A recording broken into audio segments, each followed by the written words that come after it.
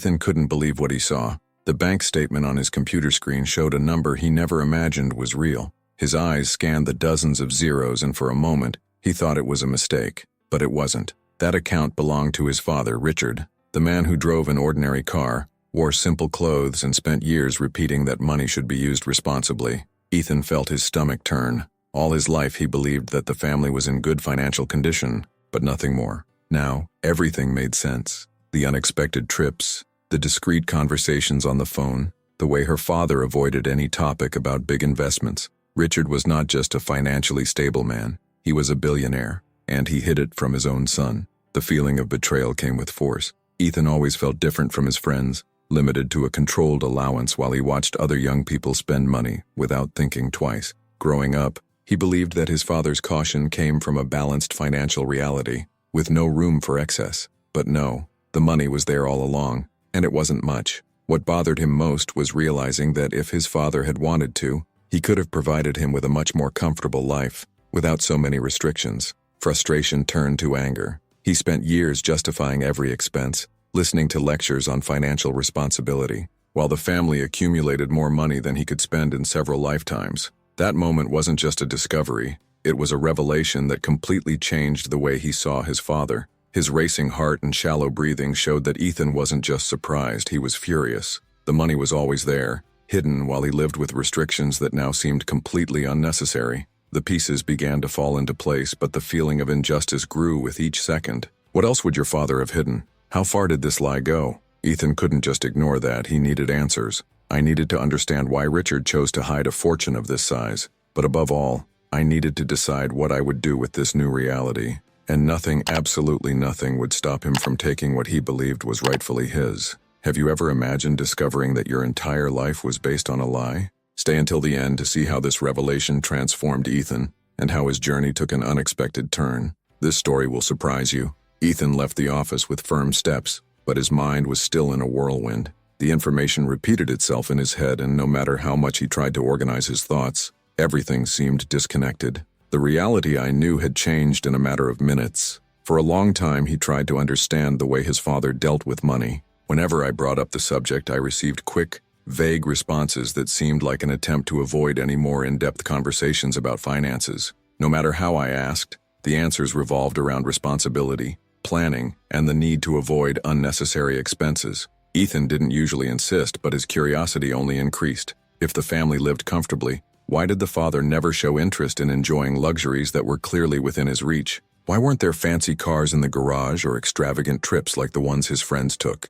These questions had always been on his mind, but until then they seemed like just unimportant doubts, something he accepted without questioning too much. However, in recent months, small details began to arouse his suspicion. It all seemed insignificant separately, but now, faced with the discovery of the bank statement, it all made sense. It was one night, during a seemingly ordinary dinner, that Ethan began to pay more attention to his father. In the middle of the meal, Richard's phone rang. He answered unceremoniously, but his tone changed as soon as he heard who was on the other end. The focused gaze and rigid posture showed that this was not just any call. Ethan tried not to pay attention, but one word stood out in the middle of the conversation. High-risk investment, something about important movements and projections for the next quarter. When the call ended, he asked an unpretentious question, wanting to know what that investment was. Richard, without hesitation, stopped talking. He said it was an irrelevant topic and changed the topic, showing no interest in continuing the conversation.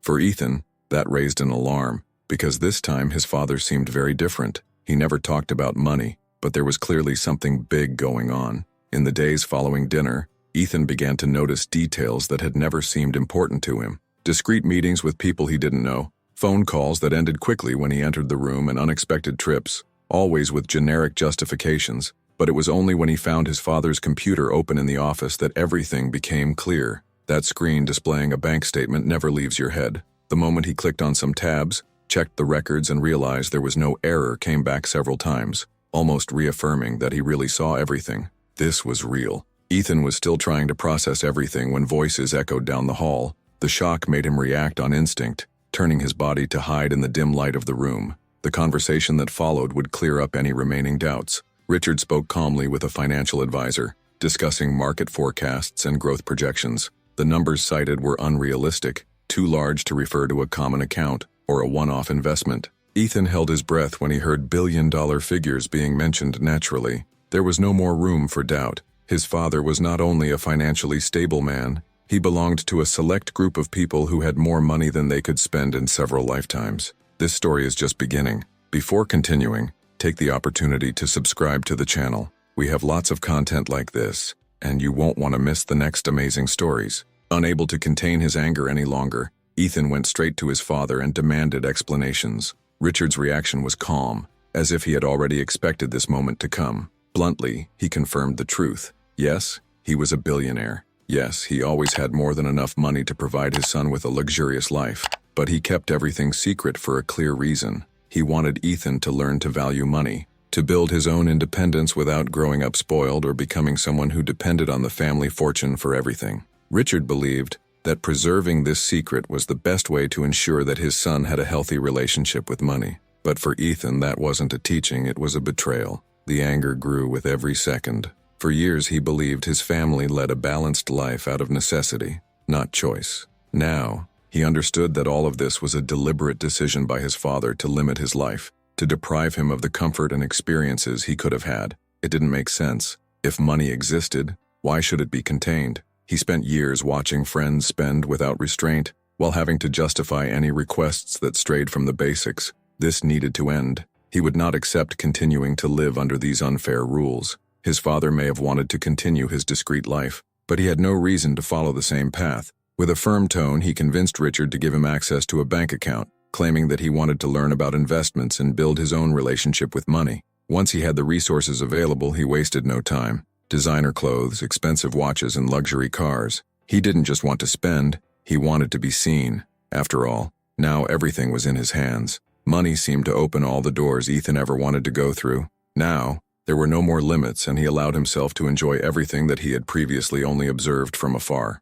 Clothes designed by renowned designers, dinners in restaurants where the cost of a dish exceeded what I usually received as allowance in a month, parties with hand-selected guests. His girlfriend encouraged this new lifestyle even more. She constantly reminded him that he deserved to enjoy everything, that there was no point in hiding his financial power. It was easy to get caught up in the excitement of finally belonging to a world he had seen his friends inhabit for years. Each trip was more extravagant than the last. Each event had to surpass the last. The more he spent, the more he wanted to spend. Over time, Ethan began to see those who did not have the same standard of living as inferior. It was as if there was now a clear line between him and the rest of the people. Store employees, waiters, and even colleagues who were previously part of their social circle began to be treated with disdain. He spoke impatiently whenever he had to wait for an order. He got irritated when someone didn't give him immediate attention, and he didn't make a point of hiding his dissatisfaction when something didn't go the way he wanted. He started making jokes about those who didn't have money, ridiculing those who still had to worry about bills, budgets, and any type of financial limitations. If before he felt frustrated at not being able to spend freely, now he felt pleasure in showing off for those who couldn't do the same. The gaze of the people around him began to change. Some discreetly walked away, uncomfortable with his behavior. Others tried to stay close, fascinated by the ease with which he distributed money at parties and impulsive purchases. For Ethan, none of that mattered. He didn't want anyone's approval. He just wanted to live what he always thought he deserved. And for that, there were no limits. One day, an important event was organized by one of the largest investment brokers in the country. It was a meeting reserved for business people, high-level investors, and heirs of great fortunes, an environment where million-dollar opportunities, market strategies, and the direction of the economy were discussed. Until recently, Ethan would never have been invited to something like this. But now, with his new lifestyle and influential connections, he was starting to get noticed. His presence at that event was a reflection of the image he had been building since he had access to the family's money. For him, this was another chance to consolidate himself among the richest, proving that he was part of that world. Upon arrival, he walked confidently through the room, exchanging greetings and joining in the conversations about investment funds, million-dollar acquisitions, and financial market speculation. The people around spoke strategically, always analyzing the best ways to multiply fortunes. Ethan absorbed everything with satisfaction. He didn't just see himself as someone who inherited wealth, but as someone who knew how to use it. In the middle of the event, he ended up being introduced to a former investor, a man who was once among the most successful in the market, but who, after a series of bad decisions, lost everything, and now led a much simpler life. The man shared his story without shame or resentment. He spoke calmly about the mistakes he made and how unpredictable the market was. For him, money was not enough. Intelligence and control were needed. Without it, anyone could lose everything. Ethan listened for a few moments, but his patience quickly ran out. With a mocking smile, he laughed loudly and said that only those who didn't know how to play lost money. He called the former investor a failure and stated that those who were truly successful would never allow this to happen. Some people around laughed, others looked at each other without saying anything. The man only stared at him for a moment before walking away, but the public humiliation was already done. The story spread quickly, and before long it reached Richard. He listened to the report carefully and took a deep breath. No more words or advice were enough. If Ethan thought money was a game, it was time to show him what happened when the rules changed. The next morning, Ethan entered a designer store in the mall, choosing pieces without even looking at the prices. Between suits, watches, and luxury accessories, he accumulated a pile of items on the counter. As soon as he handed over the card for payment, he crossed his arms, waiting without worry. But instead of the usual sound of the approved transaction, the clerk frowned and looked at the screen. The machine refused. He repeated the process, but the error persisted. Impatient, Ethan took another card, sure it would solve the problem, but the result was the same. The cashier looked at him with a polite smile, but embarrassment was already beginning to weigh down the air. Without understanding what was happening, he took out his cell phone and immediately called the bank. The response he received was a direct blow to his pride. All his accounts were blocked. There was no limit, credit, or access to the money he had been spending without restrictions. Surprise quickly gave way to irritation. He demanded explanations, but the bank clerk informed him that the action had been taken by the account holder. In other words, Richard. Ethan ended the call and left the store without looking back. Returning home, he found his father already waiting for him. Richard left no room for discussion. Firmly, he said that the situation had gotten out of control and that it was time to draw the line. He imposed a challenge. Ethan would have to live without money for 6 months. No cards, privileges, or help from friends. Just him, facing the reality he despised so much. Ethan crossed his arms and let out an ironic laugh. For him, this was nothing more than another test imposed by his father. He thought he could resolve the situation quickly, find a way around the problem, and prove that he didn't need Richard's rules to stay on top. Without thinking twice, he accepted the challenge. I was sure I would find a way out. After all, he knew the right people, had the contacts, influence, and intelligence to deal with any obstacle. At least that's what I thought. Ethan left home with the certainty that he would find a quick solution to his situation. At first, he tried to turn to friends who were always by his side at parties and trips. He called some of them, sent messages, arranged meetings, but realized the answers were different now. Conversations that used to flow with enthusiasm became cold and distant. Some didn't even respond. Others, when they learned he was without access to money, quickly changed the subject or resigned, citing commitments. The confidence he had in his influence began to crumble when he realized that he was not as indispensable as he imagined. Still, he believed that at least one person would remain by his side, his girlfriend. With a practiced smile, Ethan asked her out, hoping to count on her support as he looked for a way to recover his fortune. But her reaction was different from what I expected. At first, she listened patiently, but as Ethan tried to minimize the situation and assure her that everything would soon return to normal, she began to withdraw emotionally. He asked how long it would take for him to get his money back, if he would still have access to the places they frequented, if he would be able to maintain the same lifestyle. With each vague answer, her expression tightened more. In the end, she was direct. She didn't want to be with someone who couldn't support the life she expected. He ended the relationship right there, bluntly, and left without looking back. Ethan stood still for a few seconds, trying to process what had just happened. Everything he built, all the connections he believed he had, crumbled before him. With no money, no friends, and now without his girlfriend, Ethan finally understood that there was no easy way out. The challenge posed by Richard was clear. He would have a roof over his head, but nothing more. No financial help, no favors, no facilities. Food, transportation, any basic need, everything would depend solely on him. Now every door he knew was closed. When he realized that even lunch was not guaranteed, he knew he could no longer postpone the decision he had been trying to avoid. I needed to work. He walked the streets observing employee-needed signs, but the refusals were constant. Some establishments required experience, others didn't even bother to listen to your story. With each denial, the frustration increased. For someone who always had everything at his fingertips, this was a difficult shock to assimilate. After several attempts, he entered a small restaurant where there was a vacancy for a waiter. The manager assessed him for a moment and, without much ceremony, explained that the job was simple: taking orders, cleaning tables, and dealing with demanding customers. There was no glamour, no status, just effort. The simple uniform, the worn apron, and the constant smell of frying were the opposite of the luxurious environment he usually frequented. The same type of restaurant that weeks ago he would have ignored without a second thought was now his only option for getting money. Ethan swallowed his pride, accepted the position, and started the next day. In the first hour of work, he felt the weight of the decision. His name no longer meant anything there. No connections, no influence, nothing that differentiated him from the other employees. Now he was just another server, serving people who would never know that one day he was on the other side, sitting at the table, demanding impeccable treatment. The days at the restaurant became an exhausting routine. Fatigue accumulated, the pain in my legs was constant, and the time I spent serving customers seemed to drag on.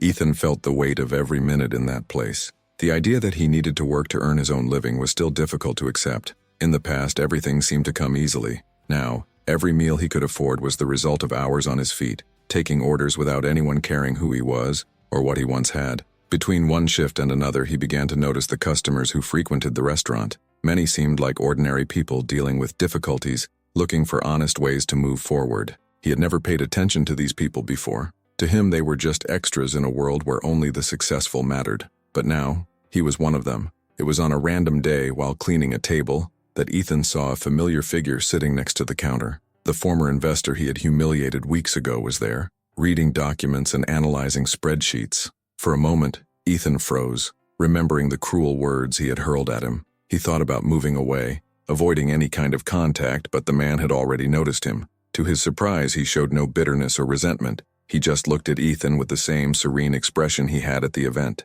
After a few moments, he asked how he was. Ethan hesitated. He didn't want to admit his situation, but the truth was obvious. There was no longer any way to pretend that I was still part of the elite that I boasted so much about. With no alternative, he responded in a restrained manner and heard something he didn't expect. The former investor didn't judge him. On the contrary, she seemed to understand exactly what he was going through. Over the next few days, Ethan noticed that the man visited the restaurant frequently. Always discreet, he spent hours working on documents, and in one of these occasional conversations, Ethan discovered that he had rebuilt his life. After bankruptcy, he decided to use his experience to help small entrepreneurs structure their businesses. He had not recovered the same fortune as before, but he led a stable life, and more than that, he was respected. Unlike Ethan, who had lost everything and sunk into other people's contempt, that man regained his dignity. As the days went by, Ethan began to listen more than talk, absorbing every detail of the way the former investor saw money and life.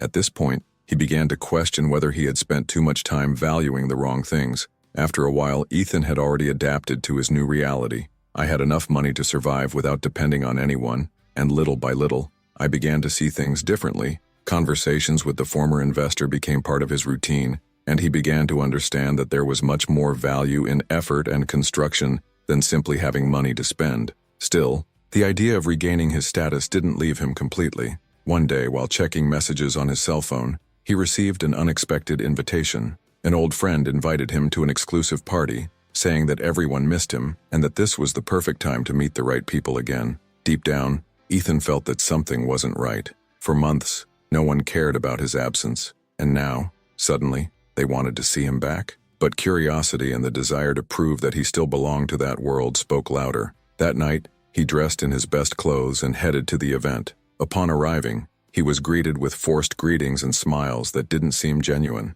Something was strange. As I walked through the room, I noticed discreet glances and muffled whispers. Conversation seemed to pause for a moment whenever he passed by. Ethan ignored the discomfort and tried to blend in, believing that somehow he could recover his image. But before he could feel part of it again, the lights went out and a giant screen came on in the middle of the party. The silence was quickly replaced by laughter and murmurs. In the video, images emerged of him wearing a server's uniform, cleaning tables, serving customers, and collecting dishes. It was as if every second of his life at the restaurant had been turned into a spectacle of public humiliation. Laughter echoed throughout the room as guests watched with mocking expressions. Those who had once stood by his side, enjoying his money and influence, now watched him as if he were a ridiculous spectacle. Ethan felt his blood boil, his chest tightened, and for a brief moment he thought about running away, about leaving before the humiliation was even greater, but something inside him didn't allow it. Instead of lowering his head and accepting the shame they were trying to impose, he stood up, facing everyone. He took a deep breath, took a few steps to the DJ stage and grabbed the microphone. The hall fell silent. With a firm gaze, he scanned the face of each person there, and without hesitation, he released just one sentence: "You disgust me." The impact was immediate. The laughter stopped, expressions changed, and an uncomfortable silence took over the room. Ethan dropped the microphone, turned, and left without looking back. He didn't need that world anymore. From that moment on, I knew exactly who I was and where I wanted to go. Upon arriving home, Ethan walked to the bathroom and stood in front of the mirror. The reflection he saw was different from that arrogant young man who, months ago, believed that money solved everything. There was no longer the desperate desire for acceptance, nor the need to prove your worth to people who never really cared. He felt a weight lift off his shoulders. I was no longer a prisoner of status, ostentation, or the fear of not being recognized. What happened at that party was not a defeat,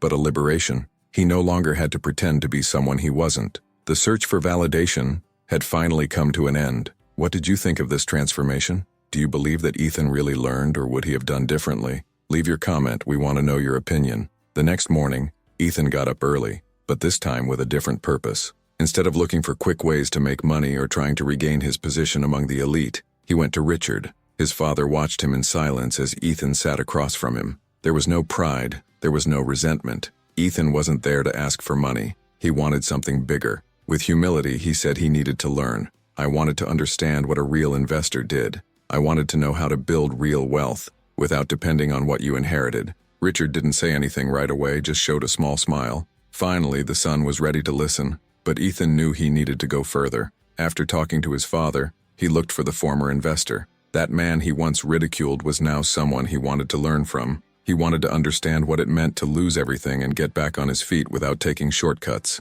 I was willing to start from scratch, without arrogance, without impulsiveness. The journey that began was not to recover what had been lost, but to build something that he never truly had, a solid path, based on effort and knowledge. Ethan finally understood something he spent his entire life ignoring. The true value of a person was not in the amount of money they had, but in the way they acted, the way they treated others, and what they were able to build with effort and intelligence. He realized that his arrogance and thirst for status didn't make him better. It just kept him away from the people who really mattered. Money in itself meant nothing if it was not accompanied by responsibility. There was no point in having it without knowing how to use it. It wasn't enough to want more if you didn't know how to manage what you already had. This was the mistake so many made, and he was about to go down the same path until everything changed. With this new mentality, Ethan decided to start over. Now, alongside his father and former investor, he began his journey in the financial market, but this time without rushing, without shortcuts, and without the illusion that everything would be easy.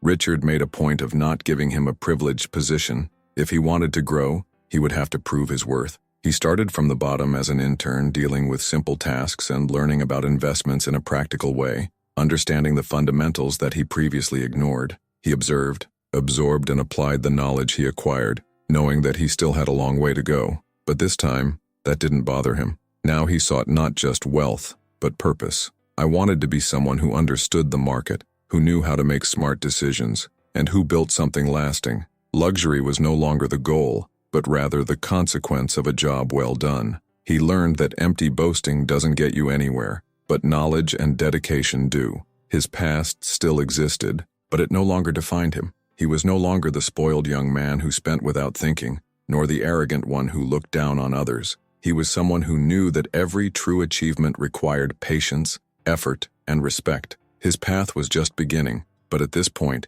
he was ready to move in the right direction. Thank you for following this journey until the end. Stories like this show us that true value lies in the choices we make and the path we decide to take. If you like this content and want to see more inspiring narratives, enjoy the final screen that appears now. First, click to like the channel and ensure you don't miss any of these impactful stories. Soon after, a recommended video was selected especially for you, bringing more exciting stories that will inspire you even more. And to continue following trajectories of overcoming and learning, we also have a collection of videos from the channel, ready for you to marathon. Choose one of the videos on the screen and continue to be moved by these lessons that can change the way we see life. See you in the next video.